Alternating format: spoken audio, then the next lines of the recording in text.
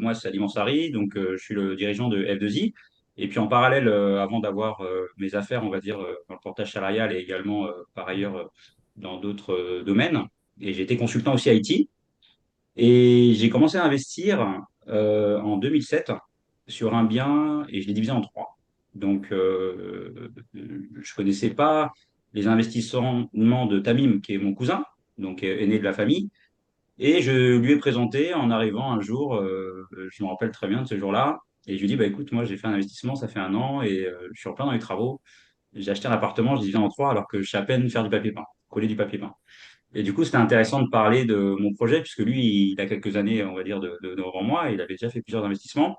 Donc, c'était intéressant d'en parler, et puis je me rendais compte qu'il y avait encore d'autres choses à faire, et surtout que j'avais réussi par moi-même, et c'était motivant à faire des choses, on va dire, extraordinaires, puisque acheter un appart, le diviser par trois, ramener directement des arrivées d'électricité pour pouvoir diviser, revendre par la suite, au bout de 7 ans, c'était assez hors norme avant, puisqu'il n'y avait pas, on va dire, les émissions concernant les travaux, les décos, etc.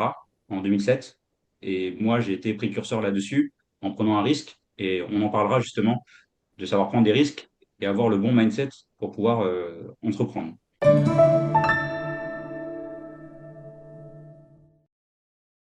Donc, je vois une annonce, j'ai pas prévu d'acheter maintenant, j'ai pas la capacité financière, c'est pas grave, j'ai un peu de temps, je vais aller visiter. Voilà. C'est comme ça que moi j'ai acheté mon premier bien. Donc, je devais acheter initialement une voiture à 15 000 euros. Donc, mon frère, il m'a repris, il m'a dit, écoute, premier salaire, t'es en période d'essai, tu veux prendre un crédit, t'achètes une voiture. Est-ce que c'est raisonnable? Moi, je suis très automobile, j'ai eu plusieurs voitures télécommandées, etc. Pour moi, c'est une priorité, mais qui n'est pas rationnelle, si vous voulez. Donc, j'avais d'autres projets. Et pendant euh, un nouveau projet personnel qui arrivait, et je devais retourner dans ma ville où je suis né, et puis je devais aller chercher un acte de naissance. Donc volontairement, je vous donne un peu d'histoire parce que c'est important l'histoire. C'est ça qui fait que les projets se font. C'est la chance arrive à tous. Certains la saisissent, d'autres la saisissent pas. Donc il faut mesurer les risques si vous voulez et puis y aller quand il faut. Donc je suis garé du coup devant une agence immobilière et je vois plusieurs annonces. J'ai été au centre-ville, à côté de l'église, souvent la mairie elle est là, donc je me suis garé et en face de moi une agence. Je rentre dans l'agence parce que j'ai vu qu'il y avait plusieurs offres avec des travaux. J'y vais, le monsieur il me dit venez visiter, c'est derrière. Donc moi j'y vais. J'avais d'autres choses de prévues, mais j'ai pris le temps, si vous voulez, d'y aller. Donc c'est un peu le sujet d'anticiper et de prendre le temps parfois. Comme là, on prend le temps, plusieurs sont connectés, certains sont en live. C'est peut-être pas pour jouer le projet, mais ça va vous donner des idées. Donc, je rentre visiter avec le monsieur de l'agence. Il me présente un studio avec travaux, un F2 avec travaux, un duplex avec travaux, qui est déjà acheté, et un autre duplex avec travaux. Donc moi, je lui demande les plans. Et j'étais intéressé parce que moi-même, je suis un peu voilà, créatif, j'aime bien dessiner des logos, etc. Juste pour info, comme ça. Et j'ai dit, bah, moi, je prends les plans et au pire, bah, ça me servira pour y réfléchir et peut-être pour acheter un studio classique avec une location classique et le plus sécurisé possible.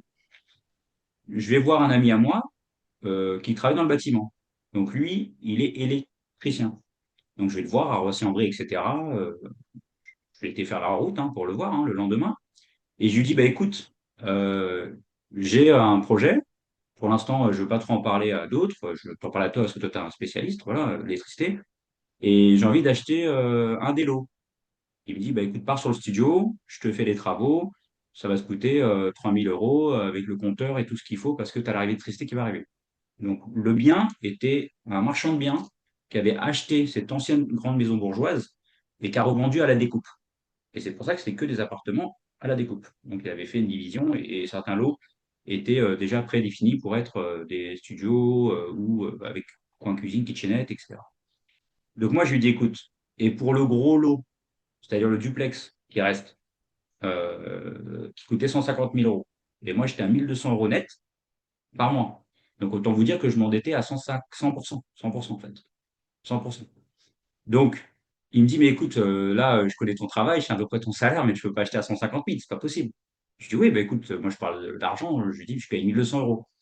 Et il me dit, mais comment ça se passe au niveau crédit? J'ai dit, ben, t'inquiète pas, ça, je verrai après. Bah, c'est le fameux, voilà, mettre la charrue avant les bœufs, si vous voulez. Et il me dit, ben, écoute, je te fais un prix et je pourrais te faire le tout à, voilà, à 10 000 et au pire, avec les connexions et tout ce qui va bien. Mais tu me rassures, il y a trois d'arrivée d'électricité qui arrivent. Moi, je lui dis, oui, alors qu'il n'y avait qu'une arrivée d'électricité qui était prévue parce que c'était un duplex.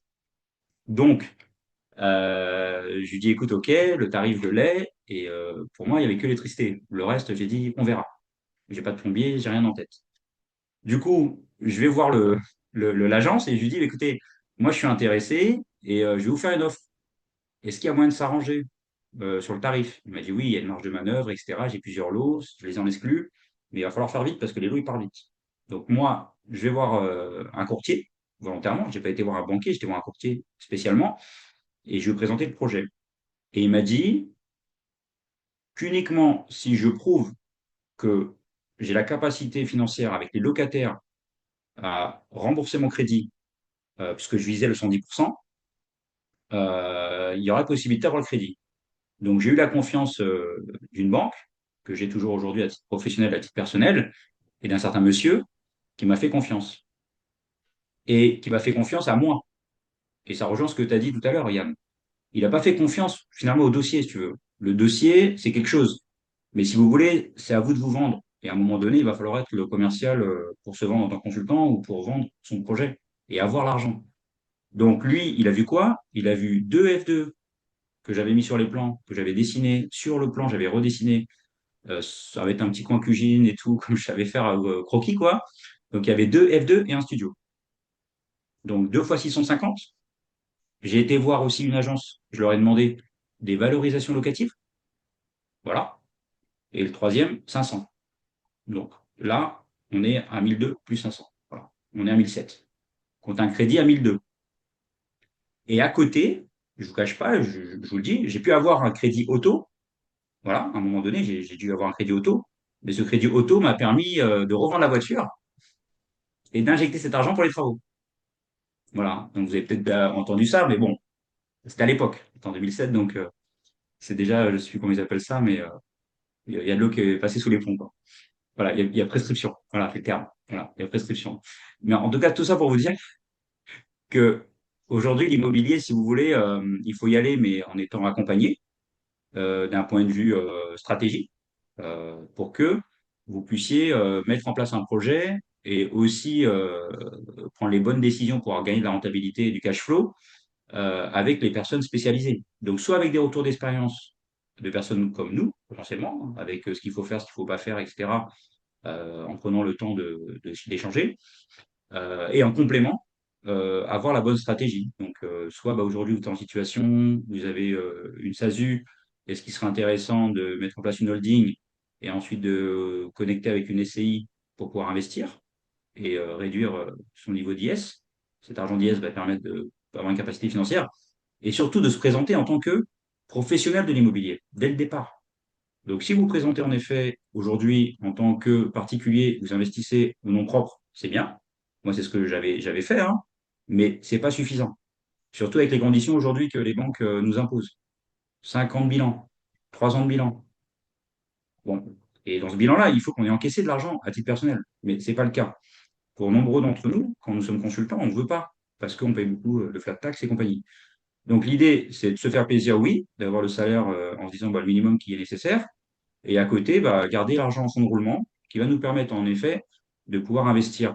Et dans les années qui suivent, de pouvoir faire passer des frais, de pouvoir optimiser et d'enchaîner les investissements. Et comme le disent tous les investisseurs et les mentors que j'écoute, etc., le premier coup est un coup le plus important. Et le coup le plus important à faire, comme un peu ce qu'il disait Camille tout à l'heure, indirectement, hein, parce qu'après, ça fait effet de levier pour la suite. C'est motivant. Et aussi, on a un dossier béton pour le banquier. Donc là, je vais aller sur le côté personnel, parce que c'est bien de faire de l'investissement, de gagner de l'argent, mais aussi il faut qu'on se fasse plaisir. Donc après, moi, ce que ça m'a permis, c'est de vendre deux apparts. Donc en 2014, j'ai vendu deux apparts. Les deux F2 vendus, il me restait le studio payé. Donc il vaut 100 000 en valorisation, 100 000. Donc moi, 7 ans, j'ai encaissé tous les loyers, etc. J'ai remboursé avec bien entendu la plus-value qu'il a fallu payer parce que les appartements, je les ai vendus chacun 140 et 160 000 euros en 7 ans. Voilà, par rapport à cette ville qui est en pleine croissance avec le métro qui arrive, qui est arrivé maintenant, voilà, mais qui était en projet d'arrivée, donc c'était déjà écrit dans le projet du Grand Paris. Donc tout ça, c'est des éléments à prendre en compte. Là, je vais un peu vite sur la présentation, mais c'est une vraie entreprise en final. C'est comme ça qu'il faut le voir. Donc, quand on monte un dossier, etc., il faut analyser les arrivées de trains, les futurs projets, les futurs investissements que va faire la ville par rapport à l'agrandissement du centre commercial, etc. Donc, tout ça pour dire que ça m'a permis, plus tôt dans ma vie, d'avoir ma résidence principale. Et ma résidence principale que j'ai pu avoir, dedans, j'ai casé un studio. Pourquoi? Parce que j'étais en couple, un enfant, voilà, donc c'est la situation personnelle qui compte. J'avais pas besoin d'autant d'espace en bas. J'avais pas besoin de 100 mètres carrés en bas. Donc j'avais casé, puisque j'ai trouvé un terrain en angle de rue, j'ai casé dans la construction un studio. J'ai eu un locataire qui a duré 5 ans, l'autre qui a duré 3 ans. Et après, par rapport à des projets personnels, j'ai voulu agrandir, la famille s'agrandissait, et j'ai enlevé le studio. Mais les tuyaux restent en attente. L'arrivée d'électricité reste en attente. Donc j'ai prévu le coût en avance. Donc c'est pour ça que, comme tout investisseur va dire, il faut avoir des coûts en avance. Et si on veut des coûts d'avance, plutôt, des coûts d'avance, il faut se faire accompagner, se faire entourer. Parce qu'on ne peut pas avancer et en même temps essuyer les plâtres, si vous voulez. Donc le mieux, pour être efficace, c'est d'être accompagné et de se laisser porter, si vous voulez. Et les décisions seront les vôtres. Mais il faut se laisser porter par le fait qu'on a pris des risques, mais mesurés. Et c'est là où je veux en venir, c'est le fait que prendre des risques, c'est bien. Des fois, on n'est pas à l'aise par rapport au survécu, mais c'est bien de cloisonner avec des personnes qui sont expérimentées, soit pour trouver le bien, soit pour trouver le crédit, soit en effet pour être entrepreneur. Voilà. Donc pour moi, chacun peut à son niveau entreprendre et avoir deux, trois apparts ou plus, mais il faut pouvoir être accompagné, bien entouré, et c'est de l'argent qui est largement amorti in fine de par son entreprise et de par le gain et l'effet de levier dans l'immobilier. Donc voilà, cette présentation improvisée, comme d'habitude, j'aime bien faire. Donc voilà, j'espère que ça vous a plu en termes de présentation dans l'IMO. Donc voilà, moi là aujourd'hui j'ai une maison louée, donc en location. Donc je lui fais 100 mètres carrés en bas et puis à 100 mètres carrés, 4 chambres en haut, à peu près grosso modo un plancher. Et puis le fameux studio dont je vous ai parlé tout à l'heure, que j'ai sorti au bout de 7 ans. Et puis après, il y a eu des petits investissements rapides d'achat-revente dans l'Oise, pour lequel j'ai fait intervenir Tabim, qui est venu et l'a visité. C'est-à-dire que moi, je m'y connaissais déjà un petit peu, parce que j'ai investi 10 ans après, mais quand même, un regard pointu, un regard, on va dire, extérieur, ça, c'est intéressant. Voilà. Donc, il est intervenu pour pouvoir visiter les appartements à l'Oise quand j'ai acheté deux appartements et j'ai revendu l'année suivante en payant la plus-value.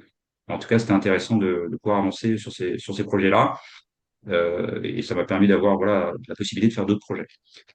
Donc voilà pour la présentation en tant qu'investisseur dans l'IMO.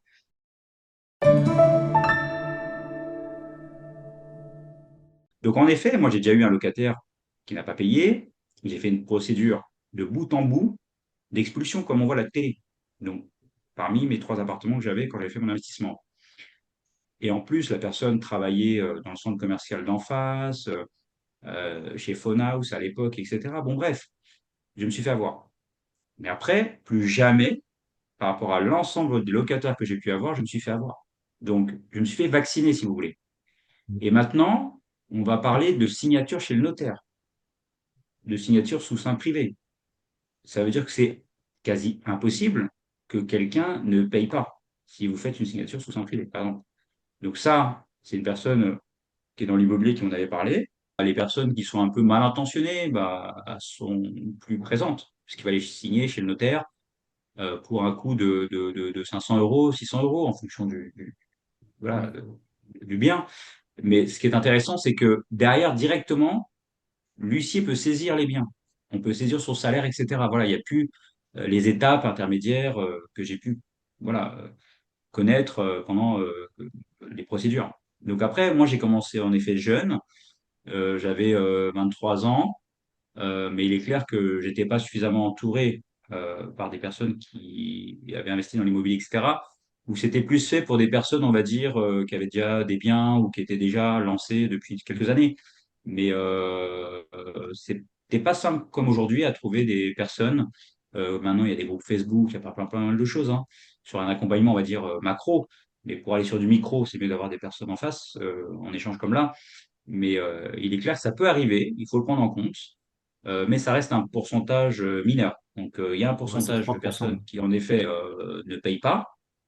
Dans ce pourcentage-là, il y a voilà, des personnes qui payent avec le temps parce qu'ils ont vraiment des difficultés financières, etc.